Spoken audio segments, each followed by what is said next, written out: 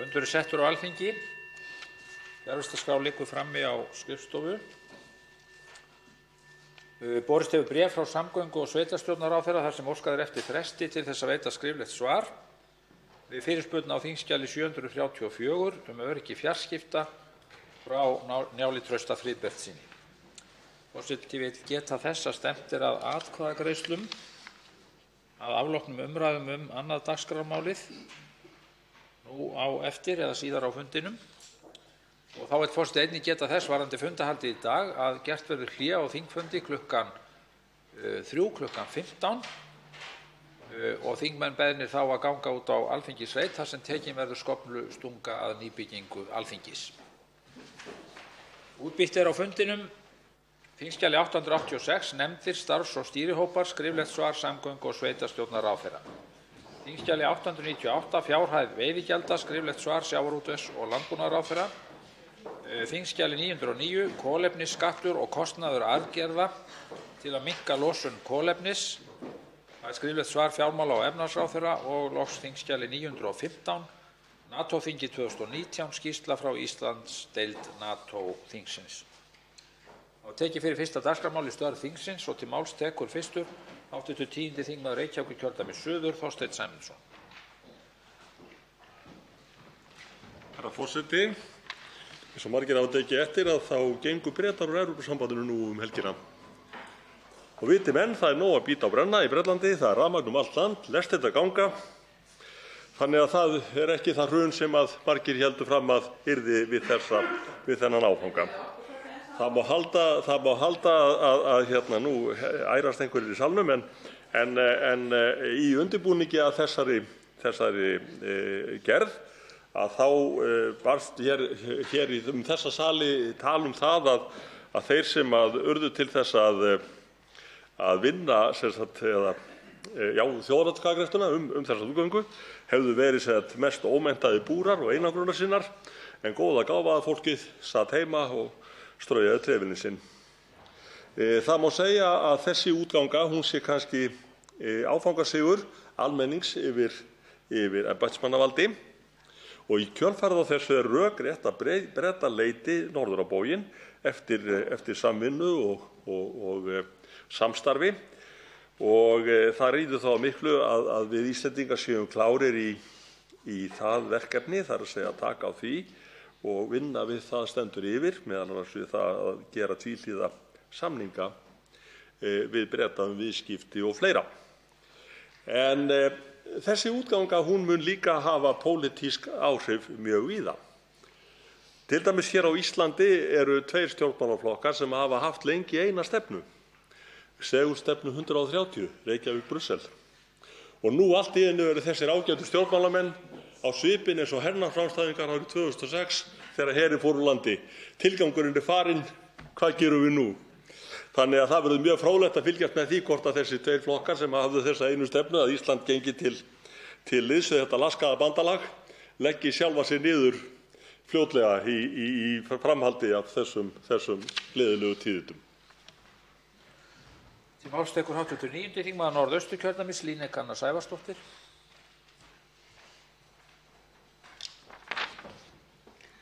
Virðulegi forseti. Starfshópur sem fór yfir skattaumhverfi almannaheillarstarfsemi sem fellur undir þriðja geirann skilaði nýlega tillögum til ríkisstjórnarinnar. Þar er átt við starfsemi sem fellur hvorki undir einkageirann né opinbera geirann, svo sem eins og starfsemi íþróttafélaga, björgunarsveita, góðgerðarfélaga og mannúðarsamtaka. Starfshópurinn starfaði á vegum fjármála- og efnahagsráðherra og leiddi Willum Þór Þórsson, þingflokksformaður Framsóknar, starf hópsins. Starfshópurinn leggur áherslu á aukna skattalega hvata til að efla starfsemi þessara aðila með því að útvíkka núverandi hvata og lögfesta nýja. Meðal nýmæla eru tillögur hvata til einstaklinga til að styrkja félög, fjárstuðning á móti útlögðum kostnaði vegna viðhalds eða endurbóta á mannvirkjum undir starfsemi til almannaheilla og niðurfellingu á fjármagnstekjuskatti aðila sem verja hagnaði sínum einungis til almannaheilla. Þá er lögð áhersla á almannaheillafélagaskrá verði komið á eins og raunar er lagt til í frumvarpi sem nú þegar liggur fyrir Alþingi og lagðar eru til breytingar á erfðafjárskatti, fasteignaskatti, fjármagnstekjuskatti, stimpilgjaldi, tekjuskatti og virðisaukaskatti. Leitað er fyrirmynda í nágrannalöndunum og tillögur hópsins eru greinilega vel ígrundaðar og vandaðar. Þær munu styrkja rekstrarleg skilyrði almannaheillastarfsemi og færa starfsskilyrði nær nágrannaríkjum okkar.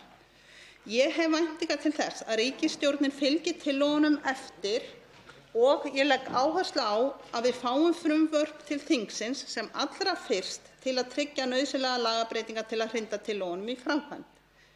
Skýr umgjörð starfið og skýrir hvatar geta tvímælalaust orðið hvatning fyrir mikilvæga starfsemi, því ávinningur af starfi þriðja geirans til almannaheilla getur styrkt samfélagið allt og haft mikil áhrif á samfélagsþróun í smáum og stórum byggðum land allt, eins og við höfum upplifað síðustu vikur hvað bjargir samfélagana sem liggja í almannaheillasamtökunum eru mikilvægar.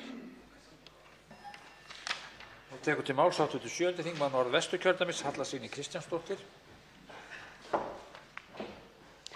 Virðulegi forseti. Í næstu viku fagnar Félag heyrnarlausra 60 ára afmæli. Félagið er hagsmunafélag sem veitir hvers konar ráðgjöf og álit snýr að málefnum heyrnarlausra. Heyrnarlausir er minnihlutahópur og þurfa því að reiða sig mikið á aðstoð túlka í sínum samskiptum í samfélaginu þar sem þeirra tungumál lítt þekkt í þeirra umhverfi. Baráttusaga heyrnarlausra er merkileg og hreint ótrúleg og baráttan fyrir tungumáli þeirra hefur ekki verið áfallalaus í gegnum tíðina. Í áratugi var táknmáli bannað og það var ekki fyrir 1980 að því banni var aflétt. Svo var það árið 2011 að táknmál var löglegt hér á landi sem fyrsta mál heyrnarlausra, heyrnarskertra og daufblindra og aðstandenda þeirra, sem þurfa að reiða sig á það til tjáningar og samskipta. Þar með skuldbundu stjórnvöld sig til að hlúa því og styðja. Þarna var mikilvægum áfanga náð. Þó að þessum áfanga sé náð þá baráttumáli mörg. Þrátt fyrir að táknmálið sé opinbert mál hér á landi lítil sem engin fræðsla eða kennsla í skólum landsins það. Lítið sem ekkert gert til að kynna og kenna íslenskt táknmál fyrir nemendum. Ég sannfærð að táknmálið yrði útbreiddara og viðurkennt að fullu ef það yrði kennt í grunnskólum landsins. Sjónvarpsefni sjaldan textað eða túlkað og þeir sem lifa ekki nálægt samfélaginu þekkja sjaldnast táknmálið. Þess vegna eru heyrnarlausir háðir túlkþjónustu í sínu hversdagslega lífi. Virðulegi forseti, táknmál ekki einkamál heyrnarlausra. Það tungumál stórs hóps og opinbert mál hér á landi og ætti auðvitað að vera gert hærra undir höfði en nú gert. Öll opinber þjónusta ætti að huga betur að þessu. Ég vil nota tækifærið að færa Félagi heyrnarlausra árnaðaróski í tilefni þessum tímamótum og þakka þeim fyrir baráttu og réttindi þessa minnihlutahóps. Til máls tekur hv. 3. þingmaður Suðvesturkjördæmis, Rósa Björk Brynjólfsdóttir.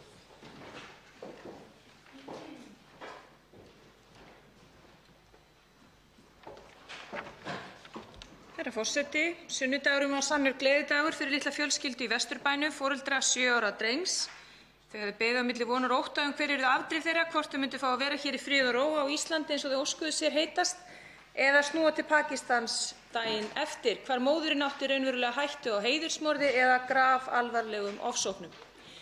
Samstaða nærsamfélagsins í Vesturbænum teygði sig svo víðar var ótrúleg. Rúmlega 19.000 undirskriftir fólks allt land til stuðnings fjölskyldunni sýndi svart á hvítu að það almennu vilji til að sýna miklu meiri mannúð þegar kemur að móttöku barna og fjölskylda sem til okkar leita eftir alþjóðlegri vernd.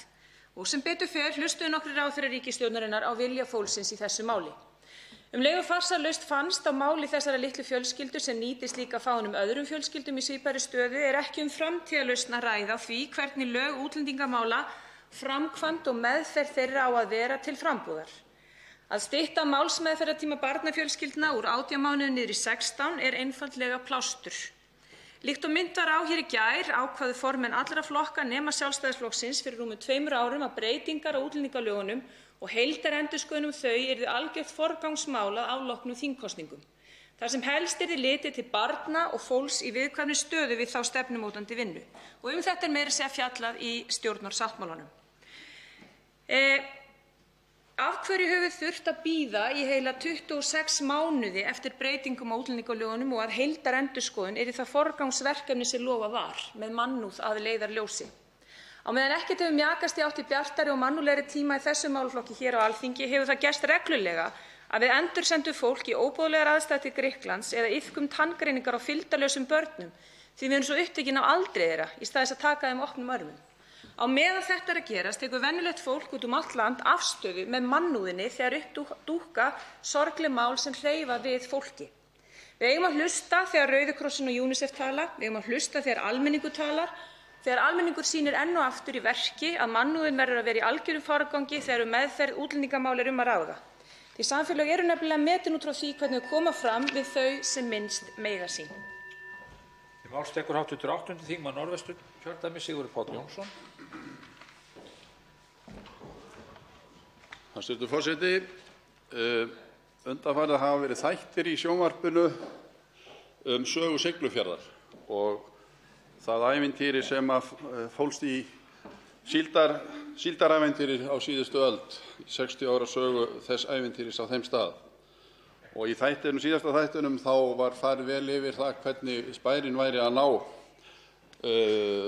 endurnýjun lífdaga eftir mjög mögur ár upp úr 1970 og það má glögglega sjá það hvað samgöngur skipta rosalegu máli í því sambandi með Strákagöngunum sem voru opnuð 1970 og síðan Héðinsfjarðargöngin 2010. Þannig að bærinn er aftur kominn á kortið sem frambærilegur bær með góða ferðaþjónustu og þar er aðallega hægt að, í mínum huga, hægt að benda á góðar samgöngur.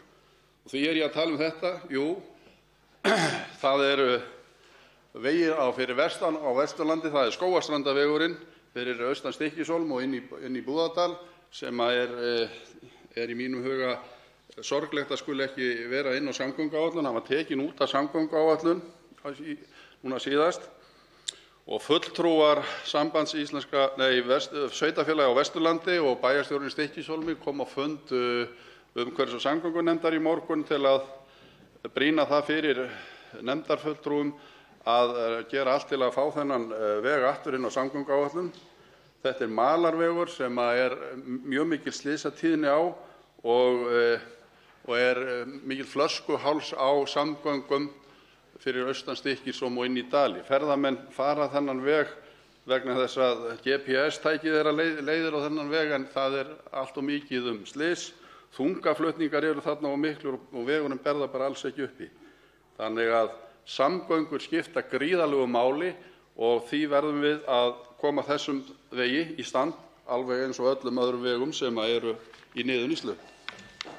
Máls tekur hv. 8. þingmaður Norðausturkjördæmis Anna Kolbrún Árnadóttir.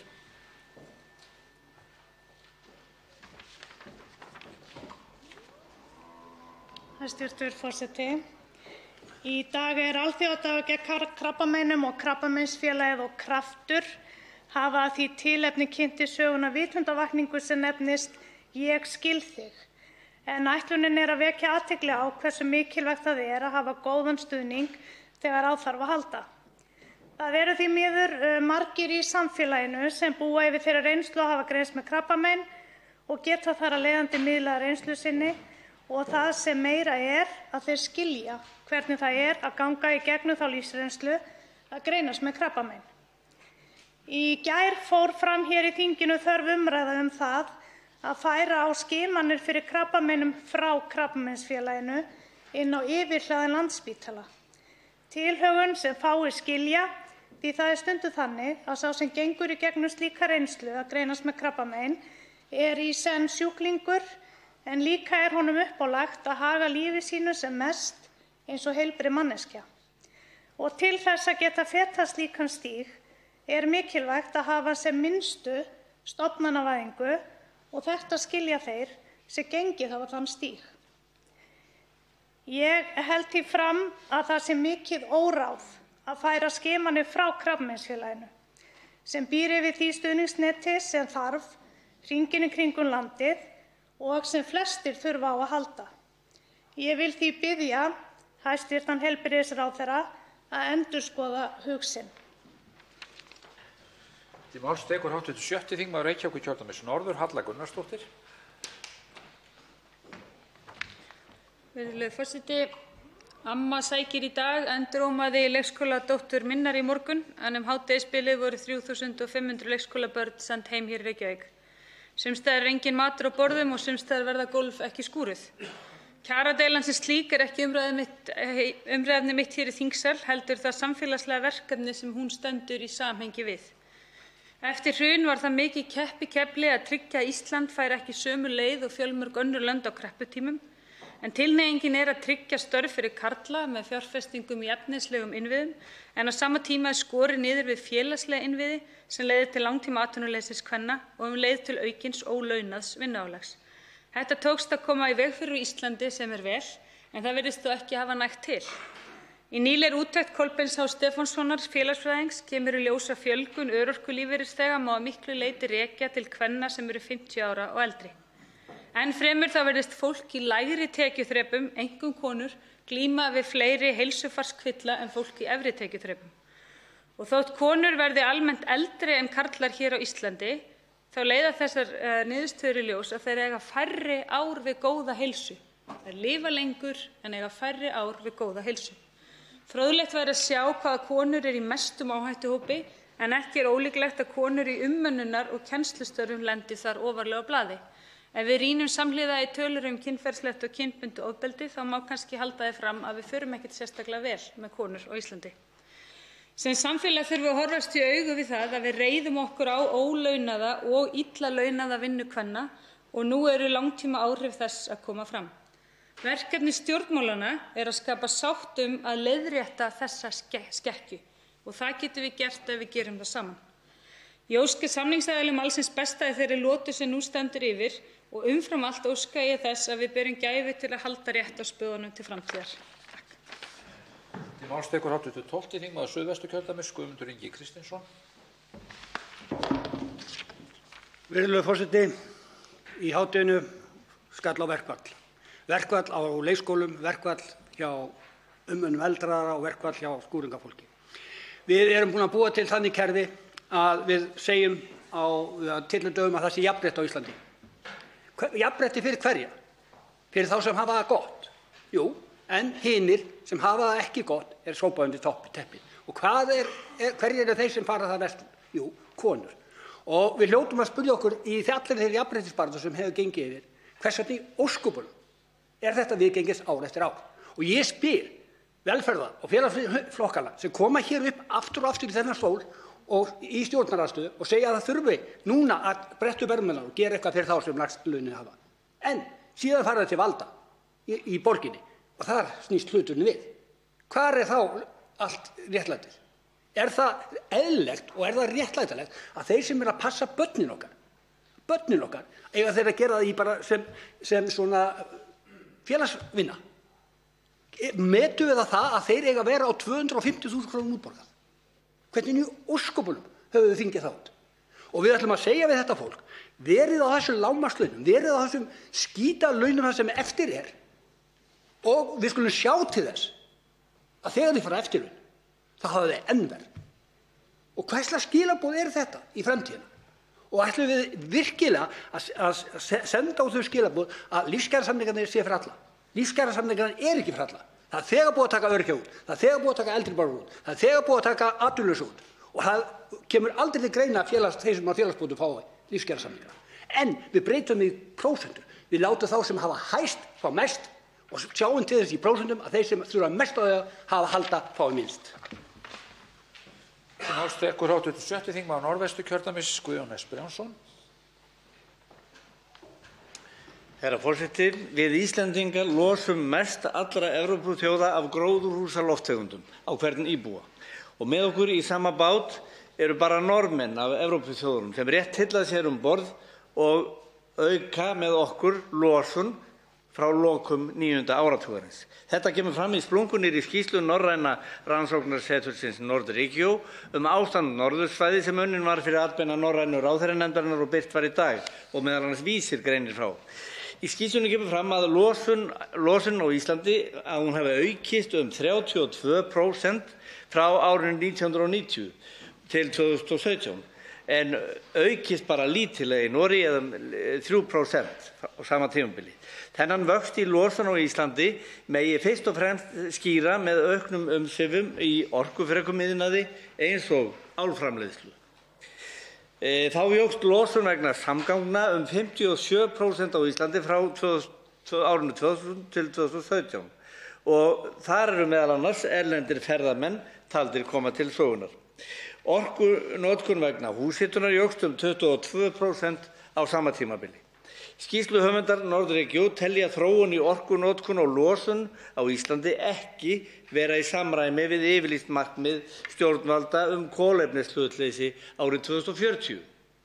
Ætli Íslendingar sér að ná markmiðum sínum í loftslagsmálum þurfi þeir heldur betur að girða sig í brók og innleiða í alvöru þá tækni sem þegar möguleg og þekkt hér á landi til kolefnisbindingar og geymslu í þungaiðnaði. Virðulegur forseti, ekki má gleyma jákvæðum þáttum og þeim atriðum þar sem við erum á góðu róli.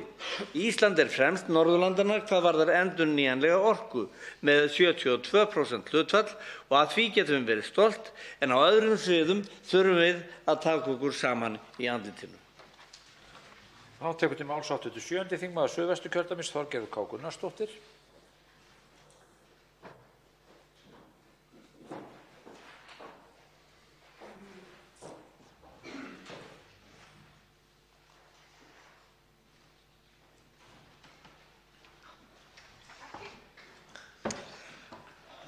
Virðulegi forseti, ég vil nota þetta tækifæri hér til þess að þakka viðbragðsaðilum hér á Íslandi en þeir hafa heldur betur staðið í ströngu. Það hefur verið gríðarlegt álag á mjög stuttum tíma og það hefur mikið mætt á þeim. Stór útköll hafa verið nánast daglegt brauð síðan í nóvember.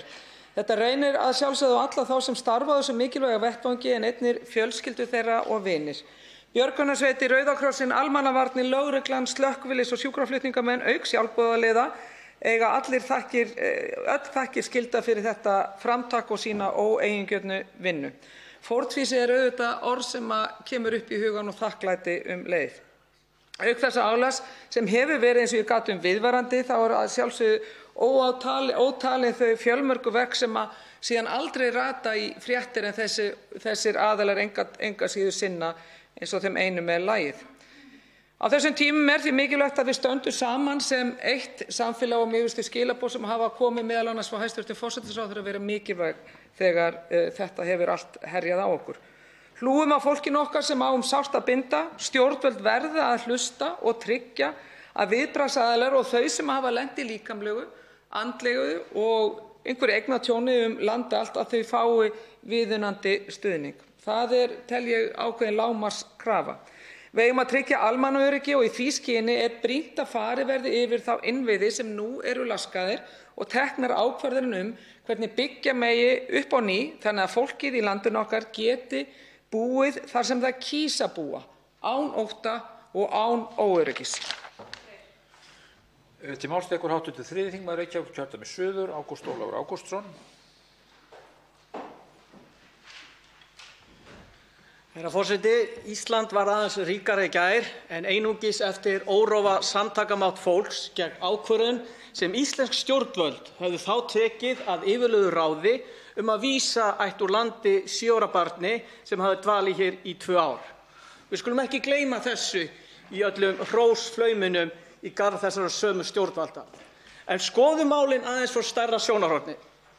Á 6 ára tímabili vísuðu íslensk stjórnvöld úr landi 317 börnum sem höfðu sótt alþjóðlega vernd.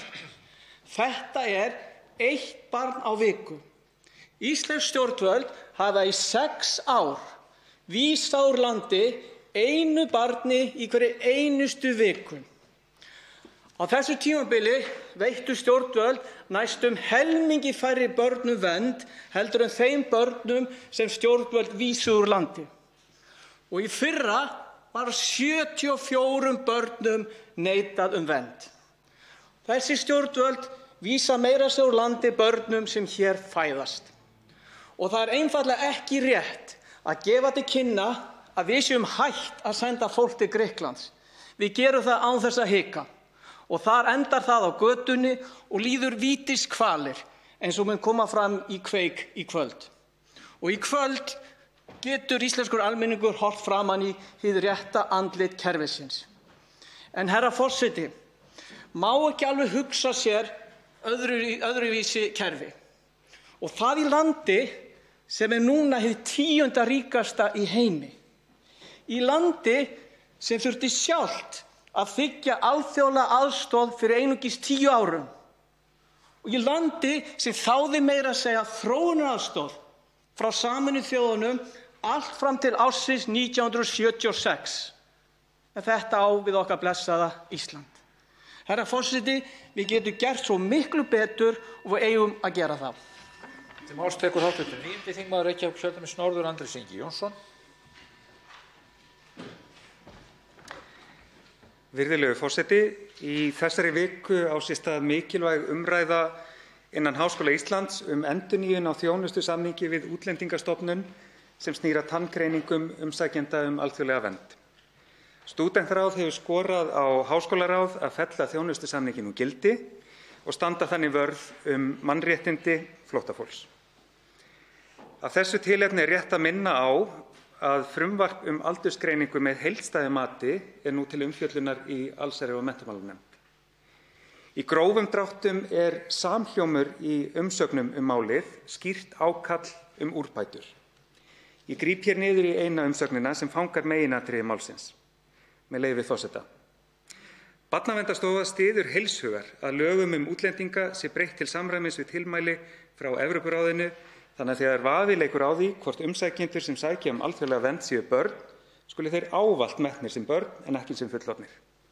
Og að beitt skuli heildstæðu mati til að reyna að komast að aldri þeirra en ekki tanngreiningum sem aðferð sem eðli málsins samkvæmt hefur töluverð skekkjumörk. Herra forseti, ákvörðun háskólaráðs varðandi tanngreiningar ekki auðveld. Innan háskólans mörg sem telja að úr því að þessi aðferð sé á annað borð notuð af Útlendingastofnun, þá sé það skásta í stöðunni að hún sé þó framkvæmd af háskólanum. Þessari afstöðu mótmæla stúdentar ásamt fjöldanum öllum af starfsfólki háskólans með góðum rökum. Þingheimur getur hins vegar leyst háskólann úr þessari klemmu með því að samþykkja fyrirliggjandi frumvarp. Þannig mætti bæta móttöku flóttafólks og hælisleitenda til muna með tilliti til sjónarmiða, mannúðar og mannlegrar reisnar. Til máls tekur hv. 8. þingmaður Reykjavíkurkjördæmis norður Birgir Ármannsson.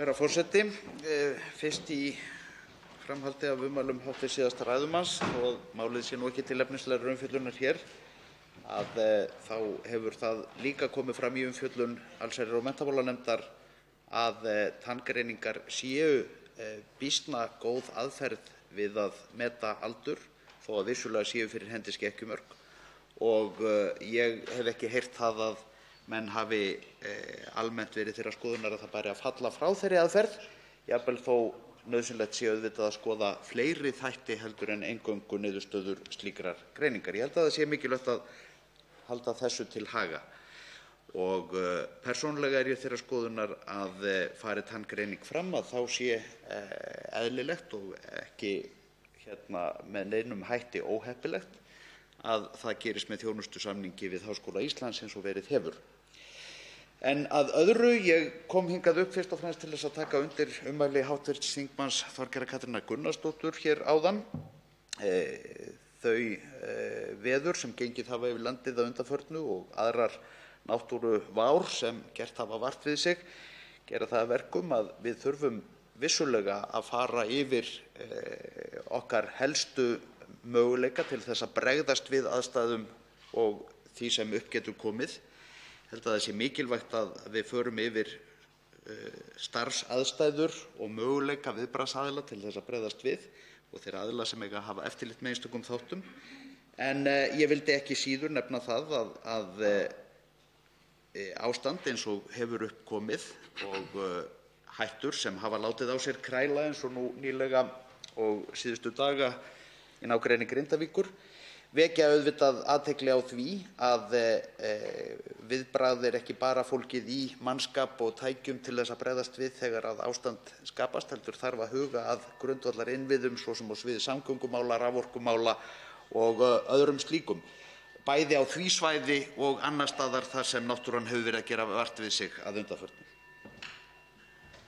Tekur til máls hv. 3. þingmaður Norðvesturkjördæmis, Lilja Rafney Magnúsdóttir.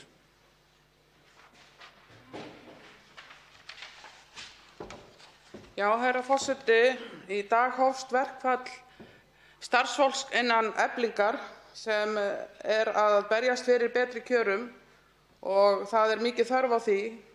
Þar er að stærstum hluta stór hópur láglaunakvenna sem hafa allt of lengi skrapa botninn í þessum launamálum í landinu, hversu vel sem við stjórnmálamenn og verkalýðshreyfingin hefur reynt að hífa laun þeirra lægstlaunuðu, þá hefur það tekið misjafnlega vel og alltaf byrjar þetta höfrungahlaup að spyrna sér upp frá þessum lægstu töxtum, aðrir þeir sem hafa betri kjör.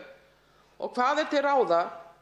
Ég tel að það verði að fara að horfa á þetta einangrað, að við verðum að tengja þessi lægstu laun með einhverjum hætti við einhver viðurkennd laun, hvort sem það eru laun bæjarstjóra eða borgarstjóra viðkomandi sveitarfélaga, það sé alltaf hlutfall af því og fylgi bara því, eða launum þingmanna eða ráðherra.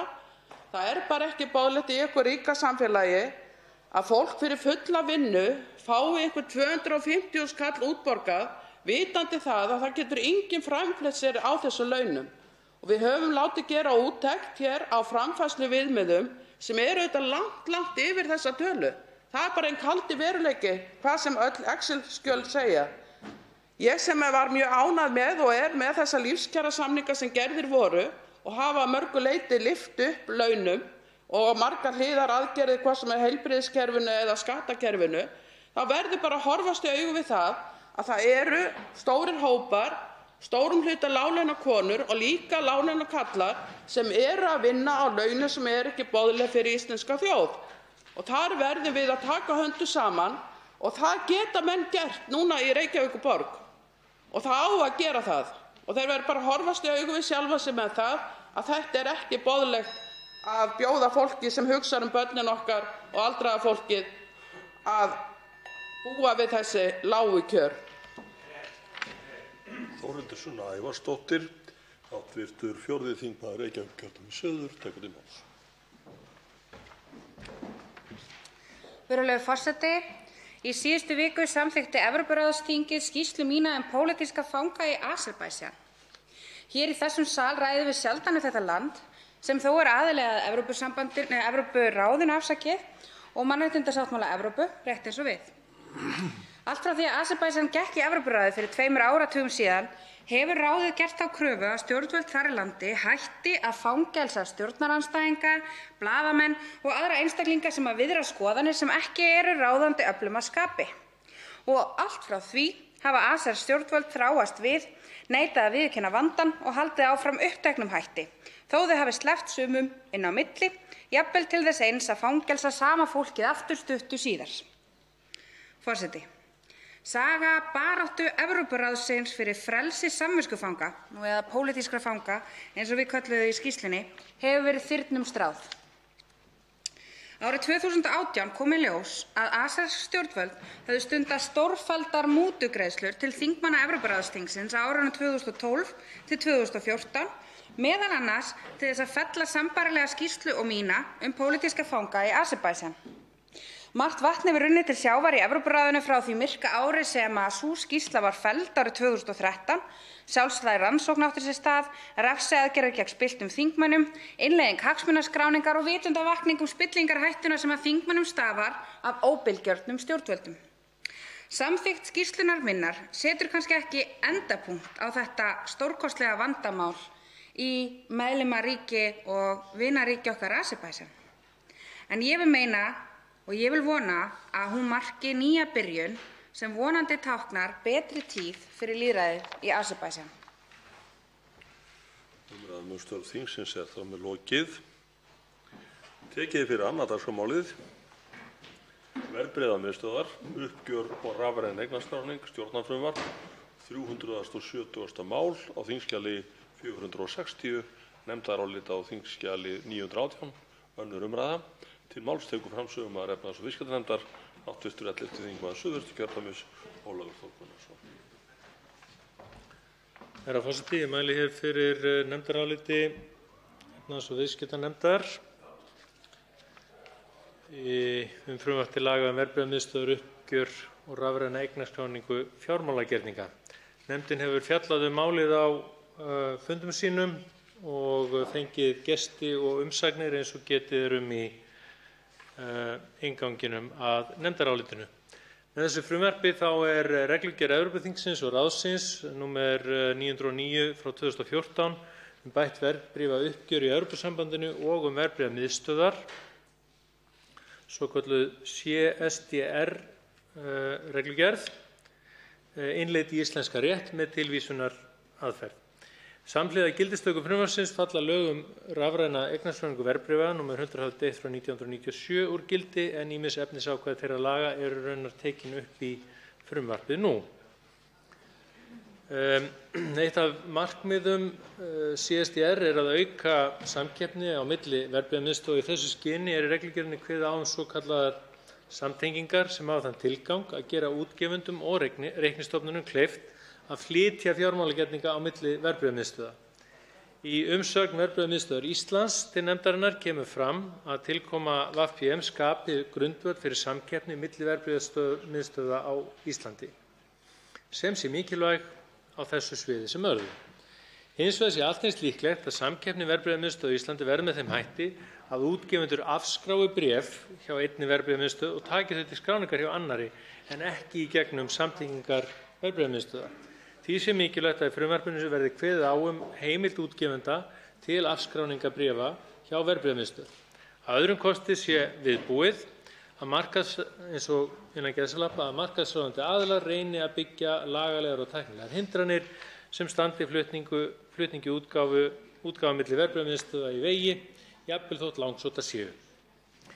Í 3. málslið 2. málsgreinar 27. gr. laga hlutafélög er kveðið á að stjórn hlutafélags sé heimilt að gefa út hlutabréf með rafrænum hætti í verðbréfamiðstöð. Í lögunum er hins vegar ekki sérstaklega mælt fyrir heimild til afskráningar rafbréfa hjá verðbréfamiðstöð. Ákvæði afskráningu er heldur ekki að finna í CSDR. Í minnisblaði fjármála- og efnahagsráðuneytisins til nefndarinnar kemur fram þetta atriði að frumvarpið sé fyrst og fremst ætlað að innleiða CSDR og almennt sé það viðfangsefni félagaréttar að fjalla hver getur skuldbundið félög. Ráðuneytið telji því ekki heppilegt að leggja til í séríslenskt ákvæði hvernig fara skuli með afskráningu rafbréfa úr verðbréfamiðstöð, heldur telji það eðlilegt að kveðið sé slíkt í samningum milli aðila sem kunna eftir atvikum að vísa til starfsreglna verðbréfamiðstöðvar. Nefndin telur óheppilegt að óvissa ríki hvaða reglur gildi afskráningu rafbréfa hjá verðbréfamiðstöð. Þá hefur nefndin skilning á sjónarmiðum í þá veru að koma þurfi í veg fyrir að verðbréfamiðstöð sé mögulegt að nýta eigin starfsreglur og samninga við útgefendur til að torvelda flutning útgefenda á milli verðbréfamiðstöð og hindra þannig eðlilega og ákjósanlega samkeppni sem frumvarpinu er ætlað að renna stoðum undir. Nefndin telur mikilvægt að gera greinarmun á afskráningu bréfa hjá verðbréfamiðstöð eftir því hvort tilgangurinn sé að skrá bréfin hjá annarri verðbréfamiðstöð eða ekki. Í þessu samhengi telur nefndin mikilvægt að gæta að eignarréttindum eigenda þeirra bréfa sem í hlut eiga sem og að minnihlutavernd hluthafa í félagi í þeim tilvikum þegar hlutabréf er að ræða. Nefndin telur að tilefni sé til að kanna nánar hvaða reglur skuli gilda og hvaða sjónarmið komi til álita afskráningu bréfa hjá verðbréfamiðstöð. Hyggst nefndin taka málið upp að eigin frumkvæði samhliða afgreiðslu þessa frumvarps sem hér er til umfjöllunar og eiga það nánara samráð við viðeigandi sérfræðinga og hagsmunaaðila. Nefndin boðar að í kjölfar þeirra vinnu flytji hún frumvarp sem miði að því að kveða með skýrum hætti á reglur afskráningu fjármálagerninga hjá verðbréfamiðstöð með það að markmiði að renna styrkum stoðum undir samkeppni verðbréfamiðstöðva. Nefndin gerir nokkrar breytingartillögur en í meginatriðum eru þær tvær sem eru efnismiklar. Í fyrsta lagi í 28. gr. kemur m.a. fram að stjórnarmenn verðbréfamiðstöðvar megi einungis sinna þeim lögmannsstörfum fyrir aðra verðbréfamiðstöð sem ekki geti valdið hættu- og hagsmunaáhrifum á milli félaganna tveggja eða á fjármálamarkaði. Í umsögn Fjármálaeftirlitsins til nefndarinnar koma fram efasemdir að það að sinna lögmannsstörfum fyrir verðbréfamiðstöð kunni að samræmast setu í stjórn annarrar verðbréfamiðstöðvar. Eðlilegt kunni því að vera að girða alveg fyrir að stjórnarmaður í verðbréfamiðstöð sinni lögmannsstörfum fyrir aðra verðbréfamiðstöð. Að höfðu samráði við ráðuneytið leggur nefndin til breytingar á 1. málsgrein 28. gr. í samræmi við ábendingu Fjármálaeftirlitsins. Ákvæði 3. málsgreinar 29. gr. frumvarpsins mælir fyrir heimild Fjármálaeftirlitsins til að beina fyrirmælum til hvers þess sem ber ábyrgð á broti gegn ákvæðum laganna að hætta framferðinu og endurtaka það ekki. Í umsögn Fjármálaeftirlitsins til nefndarinnar lagt til að mælt verði fyrir skyldu að þessu leyti. Að höfðu samráði við ráðuneyti leggur nefndin til að fallist verði á tillöguna og leggur til viðeigandi breytingu á 3. málsgrein 29. gr. Aðrar breytingar sem nefndin leggur til eru tæknilegs eðlis og hafa ekki efnisleg áhrif á frumvarpið. Og að þessu virtu leggur nefndin til að frumvarpið verði samþykkt með þeim breytingum sem raktar eru nánar í nefndarálitinu. Þorsteinn Víglundsson og Bryndís Haraldsdóttir voru fjarverandi við afgreiðslu málsins en undir álitið skrifa Óli Björn Kárason formaður, Brynjar Níelsson framsögumaður, Ásgerður K. Gylfadóttir, Njörður Sigurðsson, Ólafur Gunnarsson, Sigmundur Davíð Gunnlaugsson og Smári McCarthy.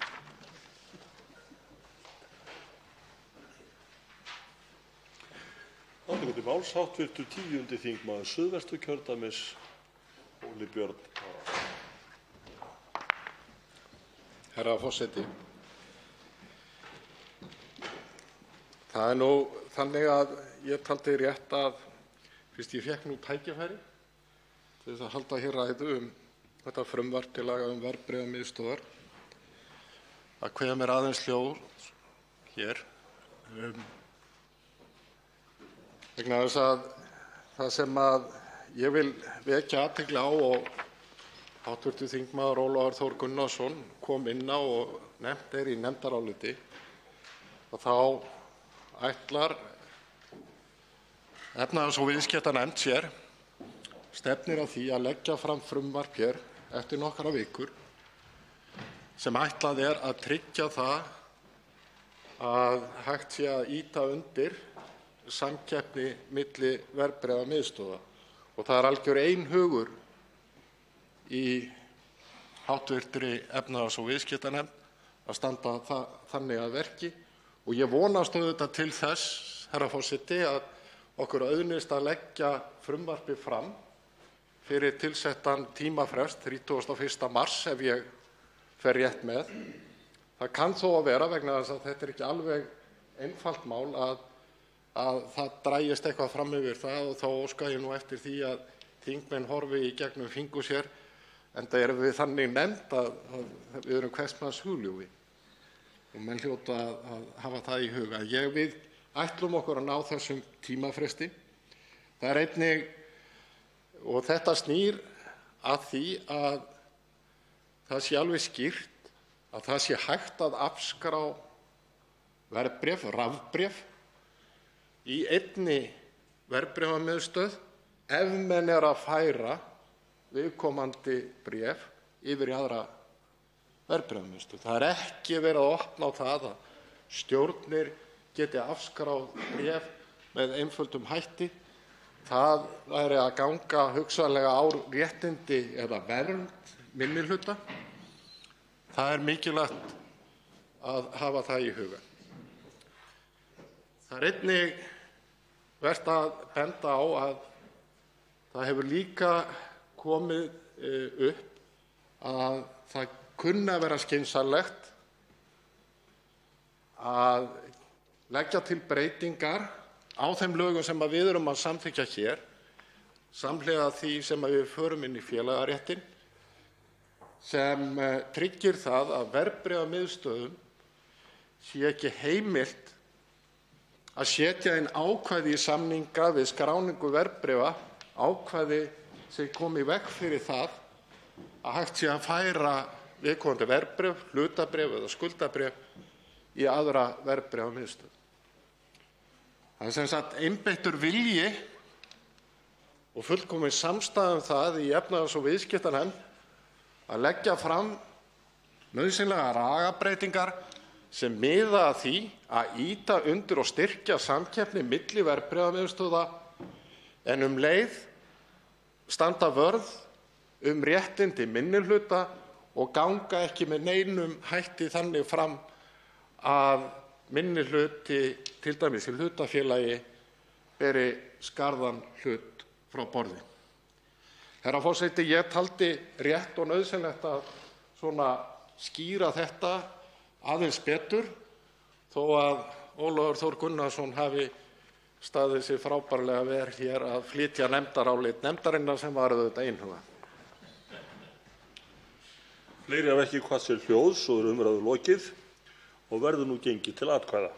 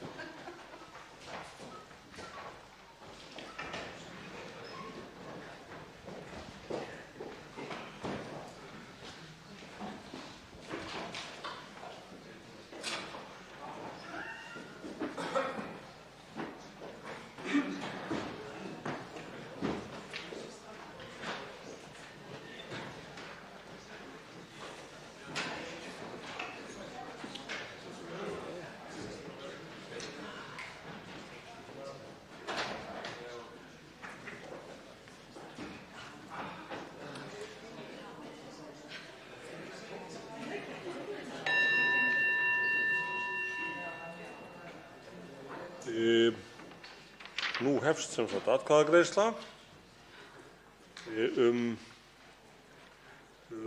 annað dagskrármálið, verðbréfamiðstöðvar, uppgjör og rafræn eignarskráning. Fyrst verða greidd atkvæði 1. grein og hefst nú atkvæðagreiðslan. Atkvæðagreiðslan, þarna, nú er hún hafin. Atkvæðagreiðslan stendur yfir. Atkvæðagreiðslu er lokið. Beður endurtekningu, það verður orðið við því.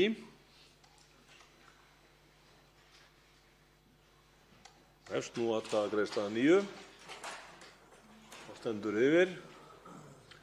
Hafa allir hv. þingmenn greitt atkvæði að vild. Þá lýkur atkvæðagreiðslu. Fyrsta grein er samþykkt með 34 atkvæðum. Í nefndaráliti á þskj. 918, töluliðum 1–8, eru breytingartillögur frá efnahags- og viðskiptanefnd við 2. til 34. grein og ákvæði til bráðabirgða 1 og 2 og hefst nú atkvæðagreiðslan. Atkvæðagreiðslan stendur yfir. Atkvæðagreiðslunni er lokið. Breytingartillagan er samþykkt með 33 atkvæðum. Þá verða greidd atkvæði 2. til 34. grein og ákvæði til bráðabirgða 1 og 2 svo breytt og hefst nú atkvæðagreiðslan.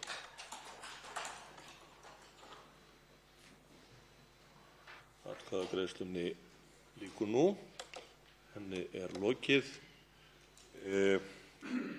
til 34. grein og ákvæði til bráðabirgða 1 og 2 svo breytt eru samþykkt með 34 atkvæðum. Fyrirsögnum frumvarpsins skoðast samþykkt án atkvæðagreiðslu ef enginn hreyfir andmælum. Frumvarpið gengur nú til 3. umræðu ef enginn hreyfir andmælum. Það er samþykkt. Þá verður tekið fyrir 4. dagskrármálið. Almannatryggingar, frítekjumark vegna lífeyristekna, frumvarp 803. mál á þskj. 83, 1. umræða. Til máls tekur hv. 8. þingmaður Reykjavíkurkjördæmis suður, Inga Sæland.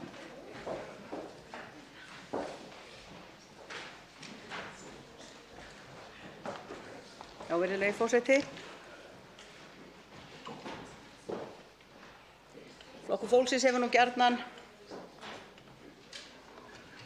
verið að leggja fram hér ýmsar tillögur og breytingar og frumvörp og ályktanir sem fela í sér bætt kjör eldri borgara, öryrkja og þeirra sem hafa lægstu launin í samfélaginu. Hér enn á ferðinni eitt réttlætismál. Eldri borgarar hafa gjarnan kallað eftir því að lífeyrissjóðstekjur þeirra og réttindi þeirra í hinu svokallaða almennu frítekjumarki sé virtur meira en svo að hann sé skertur 45% á móti almannatryggingunum og síðan tekinn af honum skattur. Það nú sennilega fáir ef nokkrir sem búa við það að vera teknir annað eins í bakaríi hvað lítur að áunnum eignarrétti sínum eins og aldraðir. Og þá erum við að tala hverjir aðrir eru skertir sjálfsagt upp undir 80% nema þeir. Þetta frumvarp sem hér liggur fyrir, það kveður á breytingar á lögum almannatryggingar númer 100/2007 með síðari breytingum og með mér á frumvarpinu Guðmundur Ingi Kristinsson.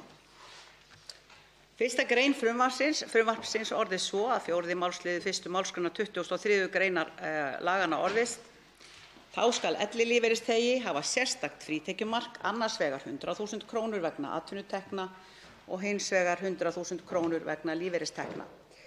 Þetta í rauninni viðbót við það sem nú en Flokkur fólksins hefur jú áður lagt fram þingsályktun sem liggur nú í fanginu á hæstv. Félagsmála- og barnamálaráðherra og ætlunin að, ef mér skilst rétt, að hann komi með niðurstöður sínar hér inn í þingið fyrir 1. mars næstkomandi. Það kveður á það að afnema með öllu skerðingar vegna atvinnutekna aldraðra, enda hafa legið fyrir gögn sem benda til þess að í stað þess að ríkissjóður myndi verða af tekjum við slíkar ráðstafanir þá myndi ríkissjóður hagnast verulega að gefa öldruðum kost á því sem treysta sér til að vinna lengur en að þessari svokölluðu, eins og við köllum hana nú gjarnan, löggildingu, þegar við stígum yfir þann þröskuld að vera talin löggildir eldri borgarar. Þannig að í raun og veru þá það núna 25.000 kr. Þetta frítekjumark, hvað lítur að þessu almenna frítekjumarki, 25.000 kr. Og það þýðir það að hvort sem það lífeyrissjóður eða hvað eina annað sem getur fallið þar undir. Með því að hækka þetta upp í 100.000 kr., ég ætla nú að vísa aðeins í greinargerðina, að þetta frumvarp var lagt fram sem sagt á síðasta löggjafarþingi einnig, 897. mál, en hlaut ekki afgreiðslu eins og oft vill verða hér. Það svona í besta falli að maður fær að mæla fyrir málinu, síðan fer það í ferli nefndar, fastanefndar. Þar óskað eftir umsögnum og umsagnaraðilum boðið að koma og fylgja eftir umsögn sinni. Þetta gengur oft hratt og vel fyrir sig í fastanefndinni, en einhverra hluta vegna þá dagar það þar uppi. Það nú hið viðurkennda almenna verklag hér á hinu háa Alþingi. Það að stjórnarandstöðuþingmenn eru hér kófsveittir við að búa til góð mál. Kannski finnst öllu þau ekkert góð, en einhverjum, minnsta kosti þeir sem eru að vinna að þeim. Þeir nota líka fjármagn skattborgaranna sem eru hér í formi styrkja til stjórnmálaflokka til þess að kaupa sérhæfða þjónustu, útreikninga og annað slíkt með málunum sínum til þess að geta stutt þau með góðum rökum og sýnt nú að sé eitthvað vit í þeim. En viti menn, einhverra hluta vegna þá hverfa þau nú oftar en ekki, og það þegar kemur að þessu svokölluðu hrossakaupum, eins og ég vil gjarnan kalla það, virðulegi forseti. Það áður en að kemur að einhverjum frídögum þingsins, eins og til dæmis við gerum hlé fyrir jólin og sumarfríið og páskafríið, þá allt í einu virðist það vera eina verkfæri þessara stjórnarandstöðu þingmanna, það að reyna að semja að fá að taka einhver mál út úr nefnd sem þegar eru tilbúin.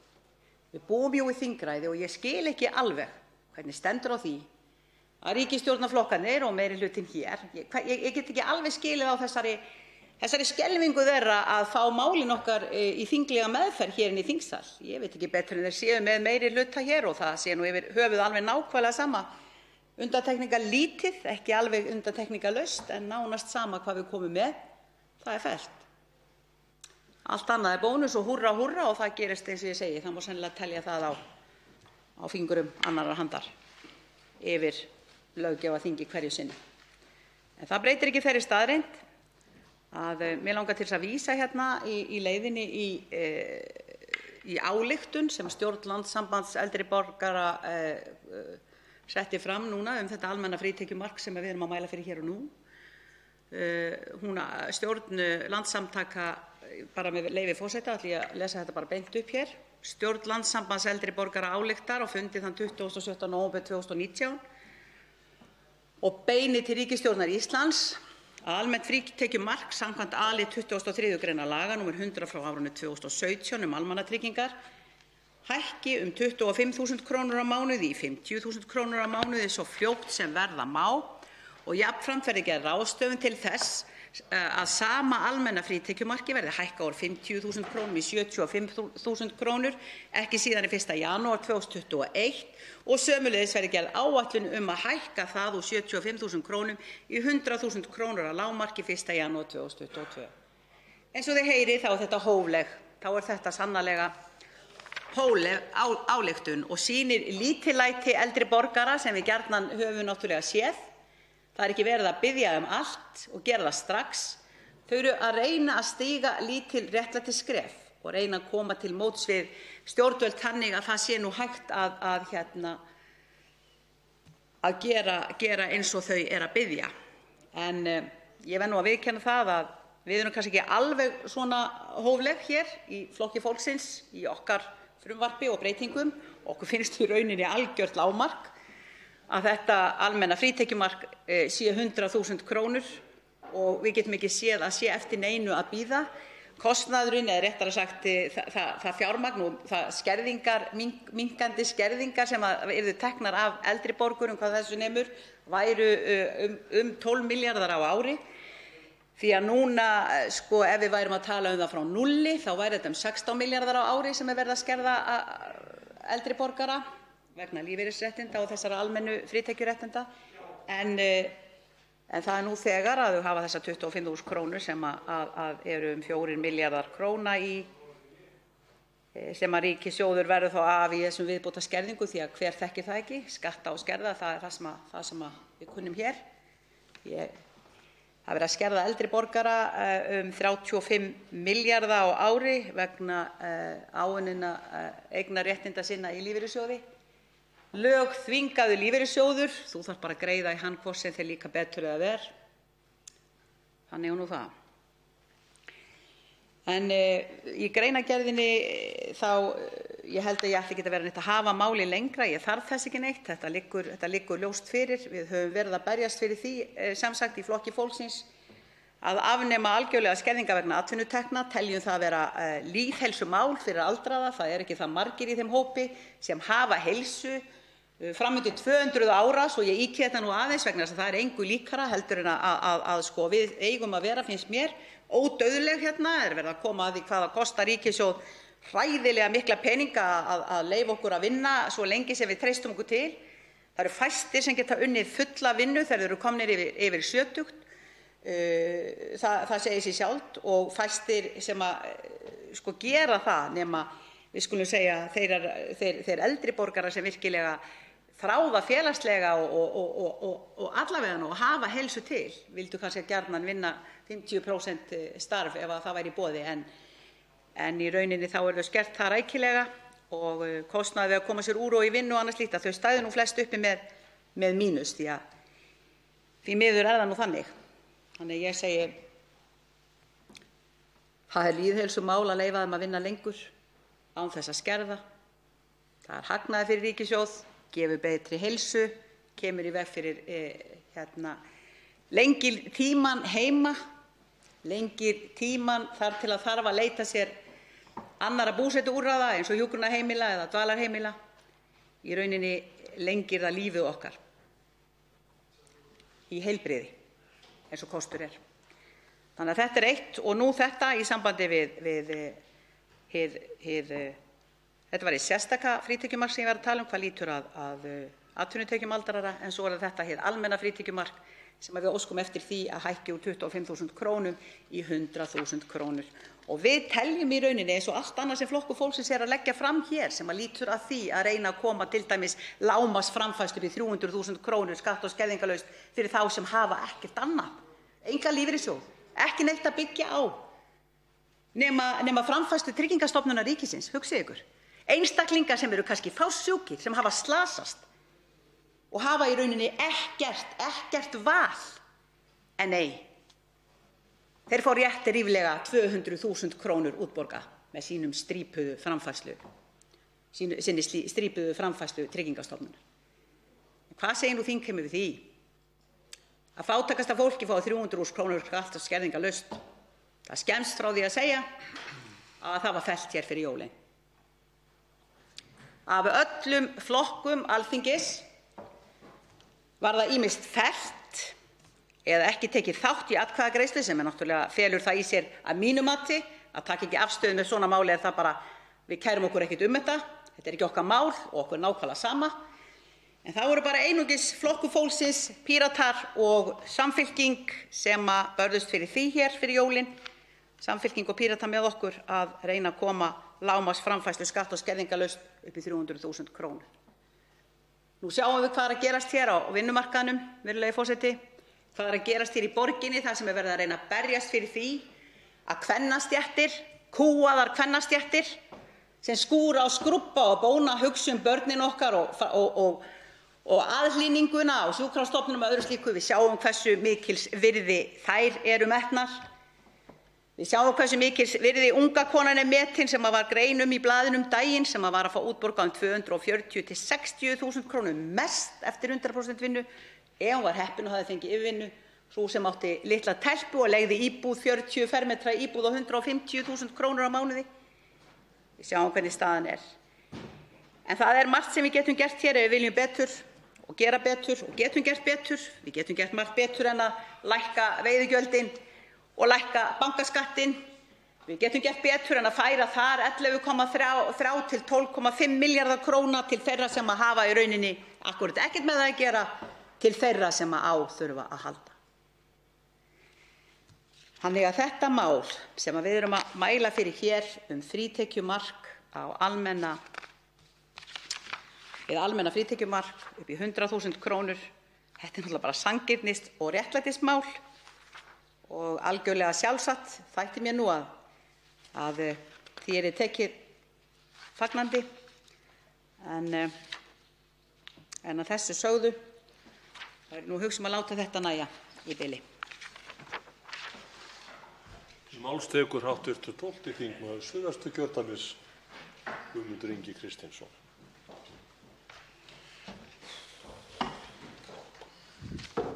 Virðulegur forseti, við erum að fjalla hér frumvarp Flokks fólksins breytingar á almannatryggingar frítekjumark vegna lífeyristekna. Þetta eitt er af þeim mikilvægustu málum sem hafa verið lögð hérna fram, vegna þess að þetta mál skiptir þann hóp mestu máli sem vestur hefur það í lífeyrissjóðakerfinu. Og hverjir eru það sem þar standa verst að við? Jú, því miður, og eins og hefur komið hérna fram, þá er það kvennastéttir. Og það segir okkur þá sögu að allt tal okkar jafnrétti launa og annar er hjómið eitt. Það er því miður komið skýrt fram í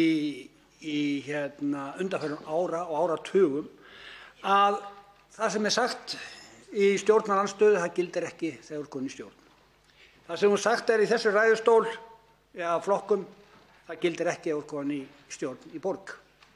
Það er sem sagt ekki sama hvort að þú tilheyrir þeim sem eru séra Jón eða hinum bara þessu venjulega Jón.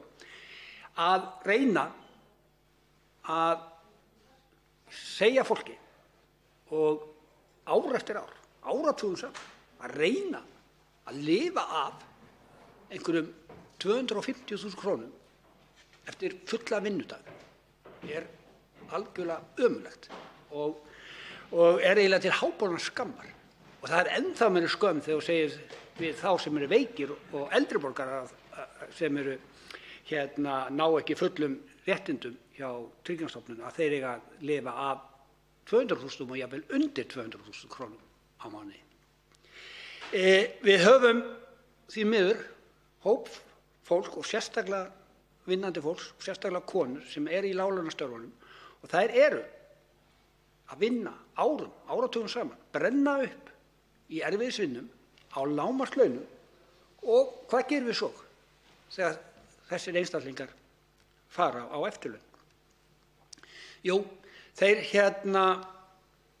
hafa ennþá og kerfið er búið að búa til þannig að skattar og skerðingar og keðjuverkandi skerðingar valda því að fólkið sem hefur ekki getað tórað á sínum venjulegu launum á síðan að reyna að tóra á launum, lífeyrislaunum sem eru undir atvinnulauna.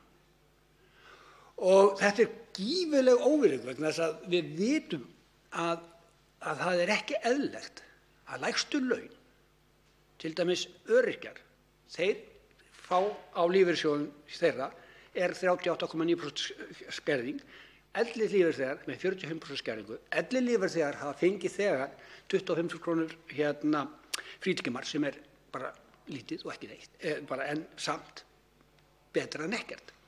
En 100.000 krónur frítekjumark á lífeyrislaun, hvað þýðir það?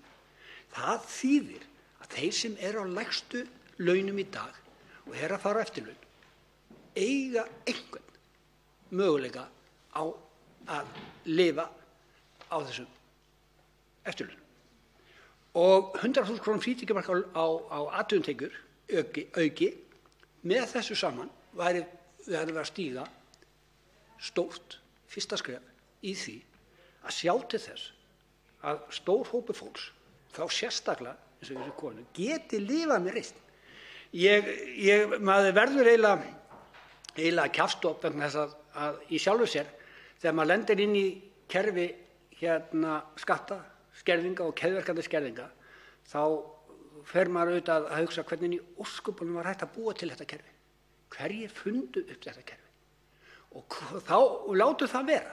Ef að þessir einstaklingar hafa fundið upp þetta kerfi og búið til þetta kerfi, en hvers vegna í ósköpunum láta þetta kerfi viðgangast ár eftir ár, áratugum saman og breyta því ekki? Er það vegna þess að þeir sem öllu ráða, að þeir eru búin að koma svo vel fyrir að þeir þurfa enga áhyggjur að hafa því. Þeir hafa það bara fínt. Og þá erum við búin að búa til, eins og ég sagði í ræðu fyrir í dag, tvöfalt kerfi. Jafnréttiskerfi fyrir þá sem hafa það gott og sópum hinum undir teppið og þeir eiga bara að hafa það skitt. Og þá spyr kannski almenningur sig, af hverju er það svona? Jú, málið er einfalt. Vegna þess að þessir flokkar sem hafa verið við völd undanfarin ár, þeir lofa öllu fögru, svíkja allt eftir kosningar, síðan virðist þeir að segja eitt í stjórnarandstöðu, annað þeir eru konur í stjórn. Og það virðist ekki breyta neinu hverjir eru við völd. Allir flokkar sem hafa komið að þingi og hafa verið hafa komið einhvern hátt að launa samningum nú gegnum borgina. Og hvað? Við sjáum afleiðingarnar. Enga breytingar. Og það er eiginlega svolítið óvirðing eða svolítið skrítið þegar er verið að reyna að verja þessa stöðu á því að þetta sé lífskjara samningar sem hafa verið samdir. Lífskjara samningar. Lífskjör fyrir hverja? Ég spyr mig hvernig í ósköpunum getur það verið lífskjara samningar fyrir einhvern ef hann getur ekki lifað á því? Það er útilokað að skreita sig á þeirri vegferð að þetta sé eitthvað sem allir eiga að kyngja. Og við erum að tala á nokkra tímabili að eiga að hækka launu 68.000 krónur. Við erum með texta, við erum með launatexta hjá borginni og sem eru svo ótrúlega lágir að maður verður eiginlega bara kjaftur. Það er 280.000 krónur fyrir fulla vinnu og síðan þegar þú ert búin að vera í 5 ár eða lengur þá ertu bara komin einhvern í rétt nærða að fara yfir 300.000. Og þetta bara segir þá sögu að þessir einstaklingar þegar þeir fara eftirlaun, þá eru þeir komin í fátækt.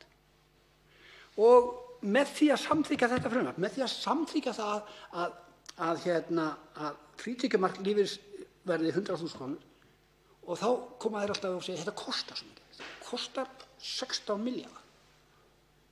En hvað hefur við gert hérna í þinginu?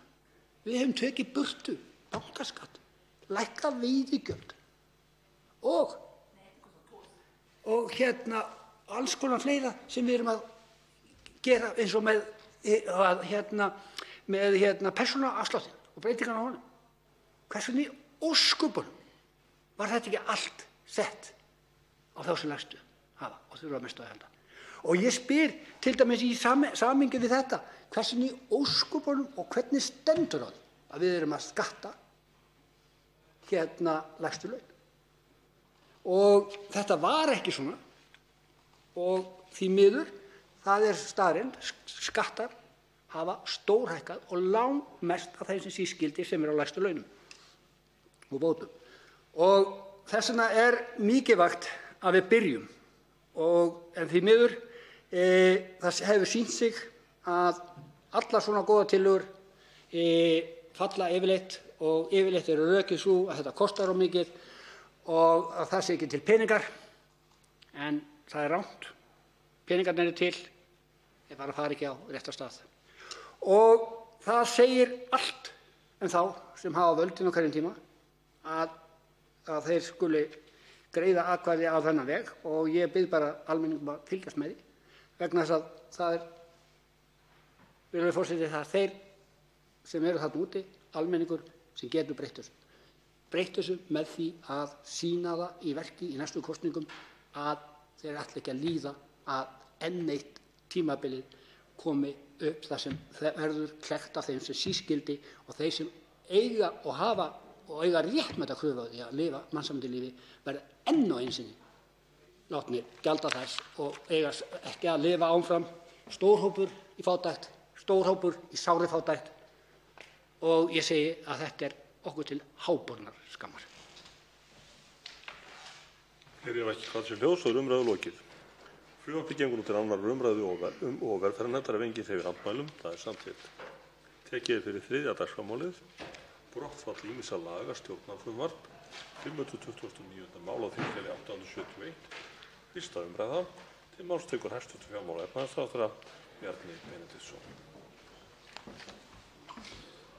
Forseti, ég mæli fyrir frumvarpi til laga brottfall ýmissa lagabálka á verksviði fjármála- og efnahagsráðuneytisins sem eiga það sameiginlegt að hafa þjónað tilgangi sínum og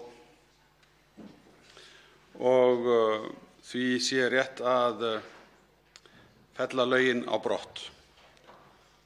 Í frumvarpinu er lagt til að alls 32 lög verði felld úr gildi, þau elstu frá 1926, þau yngstu frá 2008. Hér er að ræða löggjöf gjaldeyrismál, eignamál og mál sem tengjast efnahagsráðstöfunum og sköttum. Ýmist eiga ákvæði laganna ekki lengur við eða ráðstafanir sem þau kveða á eru garð gengnar. Almennt er æskilegt að úrelt lög og lög sem ekki eru lengur til neinna þarfa séu felld brott úr lagasafninu. Bæði er það til einföldunar og jafnframt standa röksemdir réttarvissu til þess að úrelt lög séu formlega felld brott. Frumvarpið er að uppbyggingu tiltölulega einfalt.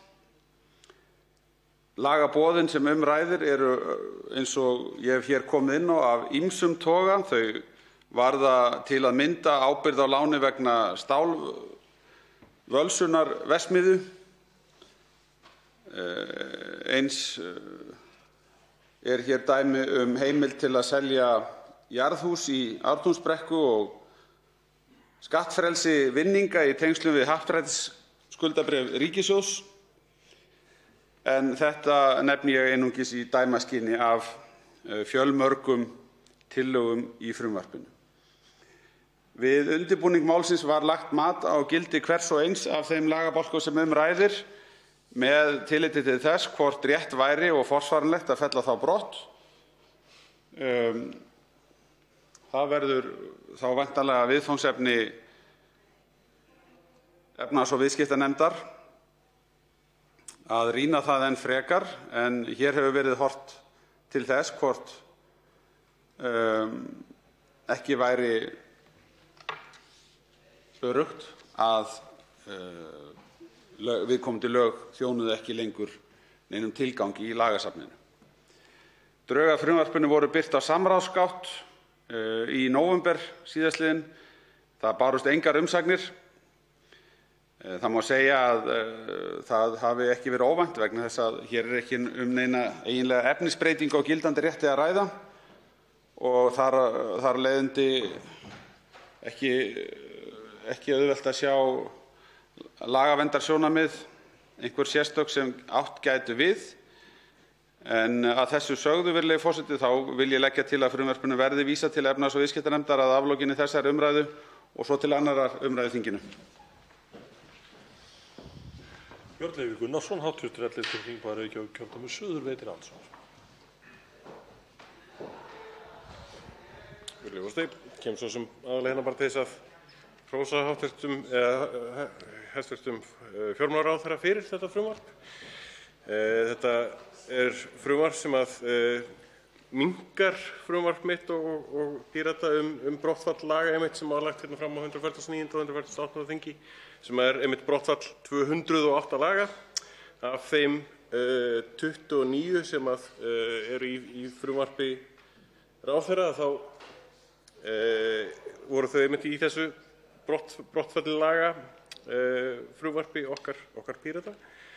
Og það mál núna í vinnslu á nefndasviði Alþingis til þess að gera það að þingsályktunartillögu til þess að svona ráðherra taki það upp hjá sér á sínu málefnasviði að fella brott einmitt þessi óþörfu lög sem þar að ræða. En núna það bara þannig að fjármálaráðherra er búinn að taka sín mál og klára það. Það bara þeim færri önnur mál sem þarf að vesenast í. Takk kærlega. Bjarni Benediktsson svarar ekki andsvarið, þannig að andsvarinu er lokið.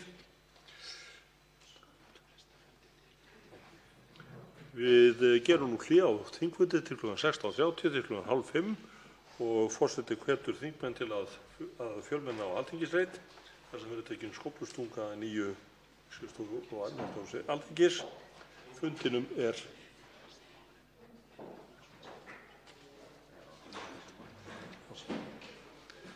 forseta var hér aðeins á í messunni. Það ekki fleiri kassi hljóðs þriðja dagskrármálið og frumvarpið gengur nú til annarrar umræðu efnahags- og viðskiptanefndar ef enginn hreyfir andmælum og það er samþykkt. Og að því loknu okkur ekkert að vanbúnaði að gera hlé á þingfundi til kl. 16:30 til kl. 16:30. Fundinum er frestað.